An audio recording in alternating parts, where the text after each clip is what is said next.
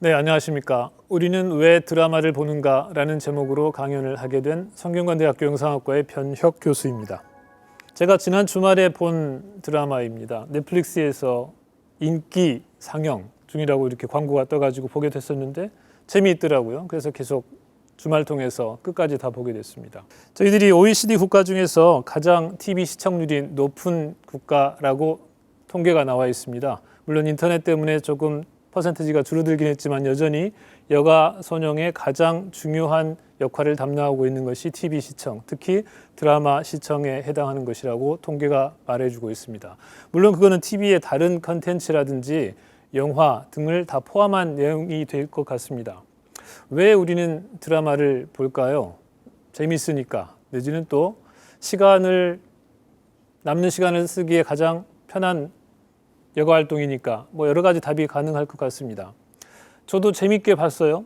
아마도 이 여주인공이 매력적이어서 이 캐릭터가 매력적이었기 때문에 쉽게 따라갈 수도 있었을 것 같고, 체스라고 하는 소재가 참신한 것이어서 그랬을 수도 있겠습니다. 누군가는 좀 강인한 남성들의 이야기만을 보고 있다가 소녀가 주인공인 성공 드라마가 굉장히 참신하게 느껴졌을 수도 있고, 단지 1950년대의 풍경이라든지 의상 때문에 즐겨봤을 수도 있겠습니다. 중요한 것은 우리가 이런 이야기들을 볼 때 어떤 이야기인가라고 하는 것에 관심을 갖는다라고 하는 것이죠. 스토리텔링이라고 하는 단어가 저희들에게 대단히 익숙한 단어로 사용된 지는 꽤 오랜 역사를 가지고 있습니다. 아다시피 스토리라고 하는 단어와 텔링이라고 하는 두 개의 단어로 조합이 되어 있습니다. 스토리를 만드는 구성 요소들이 여러 가지 있죠. 인물 중요하고, 배경이 중요하고, 플롯, 이야기 구조가 중요합니다. 우리가 간과하지 말아야 할 것은 또 텔링이라고 하는 기술에 관련된 것입니다. 똑같은 이야기를 하는데 어떤 사람이 이야기를 하면 굉장히 재미가 있고, 또 어떤 사람이 하면 그닥 재미가 없는 경우가 있어요. 스토리의 힘도 중요한데 텔링의 기술도 굉장히 중요하다는 것입니다. 저희가 그걸 만들고 드라마를 쓸 때 가장 기본으로 생각하고 있는 텍스트가 한 가지 있습니다. 굉장히 오래된 책인데 시학이라고 번역되어 있는 아리스토텔레스의 책입니다. 포에티카라고 하는 제목 때문에 시학이라고 번역되어 있지만 사실 시에 관한 이야기라기보다는 극작법에 대한 이야기가 주를 이룹니다. 내용의 핵심은 저희가 자주 쓰는 단어인 미메시스라고 하는 개념, 미토스라고 하는 개념, 또 카타르시스라고 하는 개념 등이 이 책에 소개된 내용들입니다. 미메시스는 현실을 재현한다 또는 모방한다라고 하는 의미로 사용되고 있고, 이야기 구조를 만드는 미토스라는 단어가 있고, 그걸 통해서 결과적으로는 감정의 정화를 이루는, 카타르시스를 이루게 하는 것이 극작법의 핵심이라고 정리가 되어 있습니다. 저희가 관심을 갖고 있는 것은 왜 드라마를 보는가? 그래서 끝내는 카타르시스라고 하는 감정적인 정화. 그래서 쉽게 표현하면 대리 만족을 얻게 된다는 것이죠. 주부들이 아침 드라마를 볼 때 갇혀있는 주방에서 전혀 다른 세계를 보면서 마치 본인들이 그것을 간접 경험하게 되는 대리 만족을 하게 된다. 이것이 우리 사회심리학자들이 쉽게 진단하고 있는 가장 대표적인 이유가 될 것 같습니다. 카타르시스라고 이 책에서 표현되고 있는 것이 그 내용이죠. 현실 세계에서 이루지 못하는 것들을 드라마 속에서는 주인공이 대신 이루어주는 것이죠. 내가 직접 만나기 어려운 꽃미남 같은 남자 주인공을 만나거나, 이런 것들이 현실의 나의 가정주부로서는 힘든 것이지만 드라마에서는 내가 윤리적인 죄책감을 갖지 않고도 대리 만족을 시켜주는 것입니다. 마치 삼촌 팬들이 아이돌 소녀 팬들을 좋아하는 것하고 비슷한 것이라고 할 수 있겠습니다. 조금 안전한 상태에서 대리 만족을 얻게 되는 것이죠. 오늘 저희가 좀 주목하고 싶은 것은 이 카타르시스라는 부분보다는 앞쪽에 있는 미메시스라고 하는 부분입니다. 뭔가를 모방한다는 것. 그래서 오늘 강연의 제목인 우리는 왜 드라마를 보는가에서 조금 구체화시켜서 약간 실존적인 질문을 해야 될 필요가 있겠습니다. 우리는 왜 거짓인 줄 알면서도 드라마를 보는가? 우리는 왜 허구인 줄 알면서도 드라마에 빠지는가? 이런 질문이 되겠습니다. 왜 이런 질문을 하게 되냐면, 언어라고 하는 것 자체가 원래는 진실을 보장하는 소통의 도구로 만들어졌기 때문에 사실 언어가 처음 만들어졌을 땐 이런 문학적인 허구를 목표로 하지 않았다는 부분이 있어요. 처음 만들었을 때 사과라고 하는 것은 사과를 지칭하고 귤이라고 하는 것은 귤을 지칭하는 것이어서 정확한 소통, 진리를 보장할 수 있는 이런 내용의 전달이 목표인데, 제가 만약에 문학적인 표현으로 내 마음은 호수요, 이것은 분명히 문학적으로 어렵지 않게 받아들여질 수 있는 문장이지만 언어라는 것이 처음 만들어졌을 때의 목적을 생각하면 이것은 명백하게 거짓인 명제일 것입니다. 내 마음은 호수요. 저희가 김동명 시인을 거짓말 탐지기 앞에 앉혀놓을 수 없겠습니다만 이것이 전혀 문제가 없는 표현임에도 불구하고 존재론적인 입장에서 생각해 보면 언어가 만들어진 그 원래의 목표에 상당히 벗어나는 내용들이죠. 그래서 그 모든 것들이 재현이라고 하는 것은 허구를 만든다, 사실은 거짓을 기반으로 한다라고 하는 문제를 제기하고 있는 것입니다. 그래서 우리가 드라마를 왜 보는가라고 했을 때는 왜 거짓인 드라마에 진짜인 것처럼 빠져들어서 어떤 효과를 만들게 되는가? 이것은 쉽게 우리가 예술 전반에 대한 질문으로 확장해 볼 수도 있겠습니다.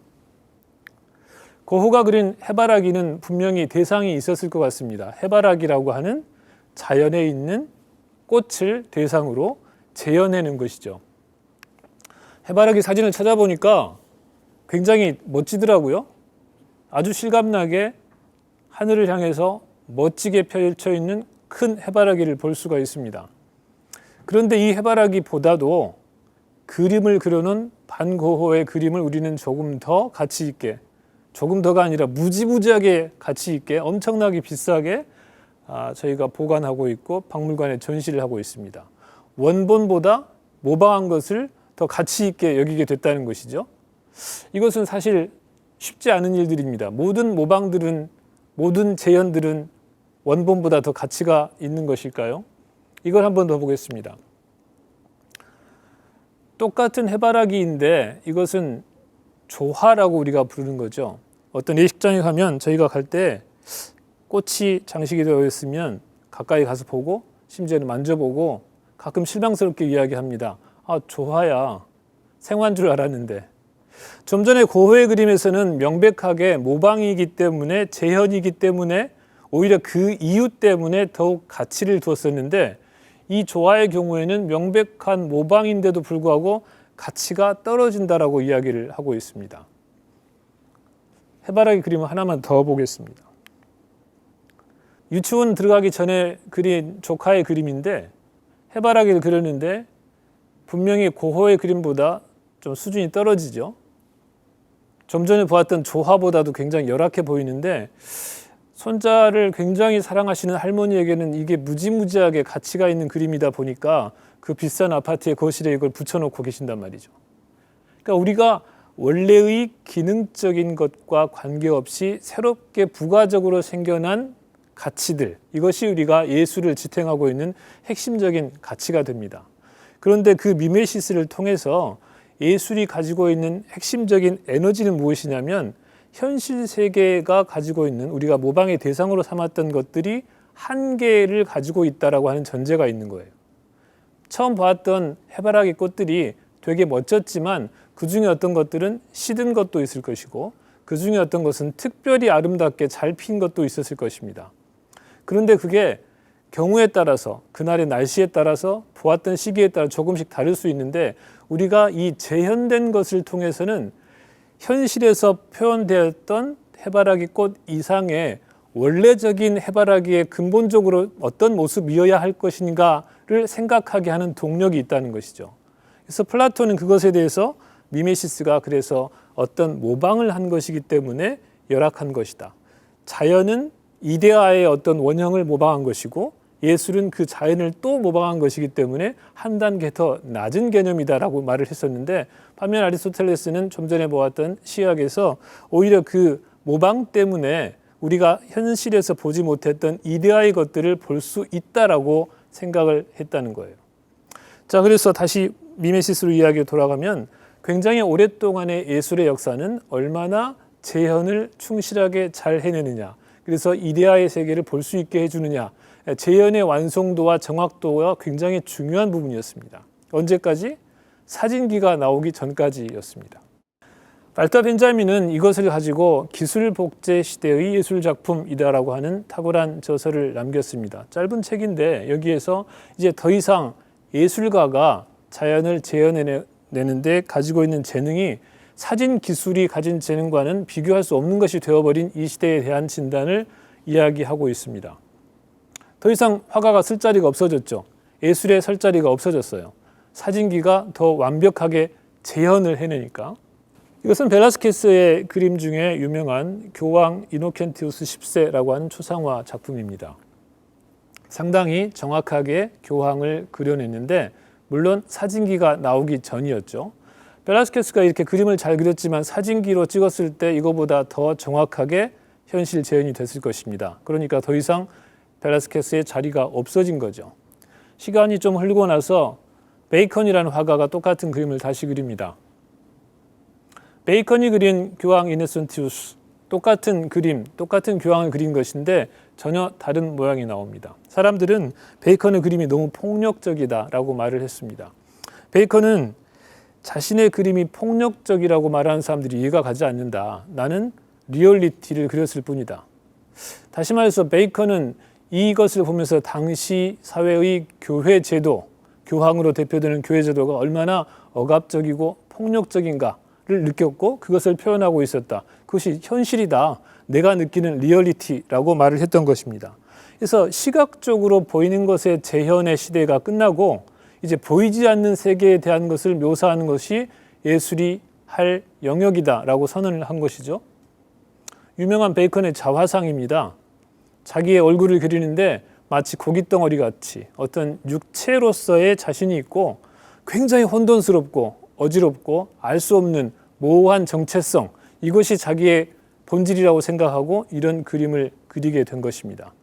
이 그림을 그렸을 때의 베이컨의 그림들이 정말 현대예술이 어디로 가야 할 것인가 이제 혼란에 빠지기도 하고 한편으로는 보이지 않는 세계를 재현해 나간다고 하는 새로운 길로 나아가게 된 것이죠. 오늘의 요점은 현대예술에 대한 이야기가 아니기 때문에 다시 한번 재현의 이야기로 돌아가도록 하겠습니다. 기술적인 재현, 사진 기술을 이어받아서 그것을 더 발전시킨 것은 우리가 알고 있는 영화의 탄생으로 연결됩니다. 1895년 12월인데 그때 류미에르 형제가 처음으로 열차의 도착이라고 하는 작품을 만들어서 일반에게 공개하고 유료 상영을 하게 됩니다. 열차의 도착이라고 하는 리용역 근처의 시오타역에서의 열차의 도착을 찍은 이 일종의 다큐멘터리 영화가 최초의 영화라고 기억이 되는 것이죠. 사진술의 기술을 이용해서 이제 지금까지 있었던 드라마를 만드는 기술과 광학기술과 모든 종류의 예술적인 성취들이 한꺼번에 다 아우러지는 영화라고 하는 장르가 지금부터 100년 전에 탄생을 하게 됩니다. 영화가 다루고 있는 드라마에는 크게 두 가지 이야기가 있습니다. 첫 번째는 이렇게 열차의 도착과 같은 실제로 있었던 이야기, 실화를 좋아한다. 이것이 첫 번째 흐름입니다. 우리가 쉽게 말하는 넌픽션에 대한 추구이죠. 픽션과 넌픽션 두 가지가 갈래가 예전부터 있어 왔겠지만 영화 장르가 들어오면서부터 아주 선명하게 두 가지 갈래가 픽션과 넌픽션으로 나눠지면서 우리는 드라마를 좋아한다. 첫째, 진짜 있었던 이야기를 좋아한다. 라고 하는 첫 번째 전통이 생긴 겁니다. 예를 들어보니까 제가 실화를 바탕으로 하는 영화 이렇게 구글에 치니까 포스터들이 금방 이렇게 많이 나오더라고요. 더 훨씬 많은 것들을 찾을 수 있을 것 같습니다. 저희는 실화를 바탕으로 한 것을 좋아합니다. 드라마를 좋아해요. 아까 그러면 처음 이야기했었던 대리만족과 조금 다른 부분인데 그렇지 않고 어떤 대표적인 사건들이 저희가 일상성에서 발견되지 않는 특별한 해결, 특별한 감정적인 정화를 이루었던 그런 사건들의 순간을 재현해냄으로써 우리가 카타르시스를 다시 한번 경험하게 해주는 것이기 때문에 현재적인 에너지로 과거의 이야기가 다가온다는 것이죠. 그래서 실화를 바탕으로 하는 이야기를 좋아한다라고 하는 넌픽션의 전통이 첫 번째 전통입니다. 곧 이어서 달나라 여행이라고 하는 멜리에스의 작품인데 이것은 정말 픽션에 대한 전통이 곧바로 시작되었음을 보여주는 작품입니다. 의회에서 회의를 하고 로켓을 쏴가지고 달나라로 가는 이야기가 나옵니다. 물론 이 판타지를 주제로 한 드라마의 전통도 강합니다. 해리포터 이야기라든지 뭐 아바타 이야기라든지 굉장히 많은 이야기들이 이런 전통에 해당한다고 할 수 있겠습니다. 첫 번째 제가 만든 영화인데 인터뷰라고 픽션과 논픽션의 경계에 대한 이야기를 다루었던 것인데 이때만 해도 정말 이것이 드라마가 어떻게 되어야 할 것인지 탐구하는 마음으로 이렇게 영화를 찍었던 것 같아요. 그 다음에는 정말로 이제는 고전극과 같은 인간의 욕망과 죄의 문제를 다루는 영화를 찍어보겠다. 픽션을 찍겠다고 주홍글씨라는 영화를 했었고 상류사회라는 영화를 했었습니다. 해보니까 드라마를 쓰는 게 참 어렵더라고요. 공부를 한 것과 적용하는 게 굉장히 다르고 더 심각하게 어려운 것은 영화라고 하는 장르가 대중과의 소통, 그래서 만드는 사람들 중심으로 있었던 예술사의 역사의 전통과 관계없이 받아들이는 사람과의 소통이라고 하는 부분들이 굉장히 중요한 장르이기 때문에 어느 정도까지를 이야기에 숨기고 어느 정도까지를 드러내야 되는가, 어떤 부분에서 만나야 되는가라고 하는 것이 새로운 숙제로 느껴지기 시작합니다. 좀 갑작스럽지만 야스퍼스의 책을 하나 소개하려고 합니다. 실존 철학이라고 하는 책인데 칼 야스퍼스가 의학과 법학을 전공한 철학자로서 실존 철학이라고 하는 것을 처음 창시했다고 말할 수 있는 철학자입니다. 그가 이런 말을 합니다. 세계에는 초월자의 암호들이 남겨져 있다. 그래서 이 세상에는 초월자가 남겨놓은 암호들이 있고 우리는 그 암호를 해석하는 것들을 통해서 초월된 세계로 나아갈 수 있다고 하는 것이죠. 이것이 우리가 지금 드라마를 만드는데 굉장히 중요한 부분입니다. 창작자는 곳곳에 암호를 남겨놓고 우리는 그 암호를 해독하는 즐거움을 갖고 그걸 통해서 아까 말한 카타르시스에 도달하게 된다라고 하는 것이죠. 여러 가지 이야기들이 지금 그러면 어떤 부분을 미메시스할 것인가 라고 하는 것으로 요약이 되는데 현실적인, 그래서 한계 상황이라고 야스퍼스가 말을 했던 현재 상황에서는 해결되지 않는 여러 가지 갈등의 상황들을 묘사를 함으로써 내가 거기에 금방 동화돼서 현실 세계에서는 극복하지 못하는 그 문제들을 그 드라마 안에서 주인공이 어떤 방식으로 중요한 가치를 추구해 나가는가. 그래서 그것을 제가 감정을 이입을 함으로써 정화를 누리게 되고 그리고 나 자신을 찾게 된다라고 하는 실존 철학의 배경이 되는 것입니다. 미메시스의 범위가 갈수록 넓어지고 있습니다. 최근에 방시혁 대표가 BTS에 대해서 이야기를 하면서 앞으로의 전략을 말하는데 드라마 이야기를 굉장히 많이 합니다. 여기 보시면 제일 위에 크게 써 있는 것이 BTS 세계를 만들겠다는 스토리를 만드는 것의 배경으로 세계를 만든다고 표현을 하고 있습니다. 세계관을 만드는 것이 지금의 목표가 됐습니다. 어떤 개인의 이야기가 아니라 어떤 세계, 개인도 있고 이야기도 있고 그것을 포함한 세계를 만들겠다라고 하는 것이 지금의 목표가 되죠.